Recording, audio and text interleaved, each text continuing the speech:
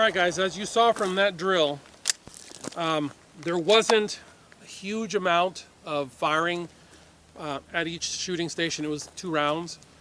But what you couldn't tell, but what I can tell, because my right eye has a chunk of something in it right now, is that when you're moving, there's stuff that's coming off the gun. Sometimes it's unburned powder, some of it is copper shavings and brass from the breech face and from just from coming out of the gun.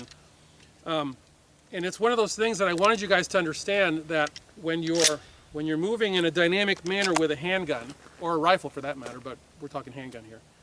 When you're moving with a handgun, every time that you pull the trigger to take off, the gun swung here and the air pushes this way, and many times I end up with a cloud of whatever, and there's a little bit of brass dust right here, just inside this area.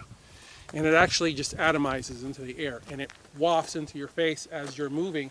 Some of it is paint chips off the target, some of it is just the bullet obliterating into nothing. And by the way guys, when you come out to train for David's Mighty Men, we're at less than 3 yards here. You can safely do this, guys. Trust me, please trust me. I've been doing this for decades, which is why I feel perfectly comfortable with you guys getting really close to these targets. And the experience you're gonna get from shooting a target that's actually giving you feedback is incalculable.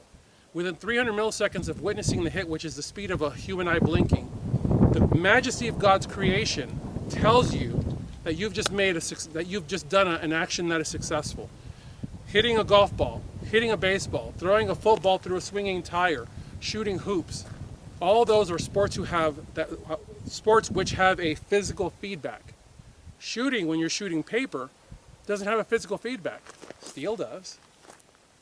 Which is why, for people who don't understand, they will shoot beer cans, they will shoot glass, they will shoot anything that gives them feedback, because the bullet typically goes and it zips right through a target. But you shoot a steel target and it talks to you. That's what I want you guys to experience when you come out to train with me.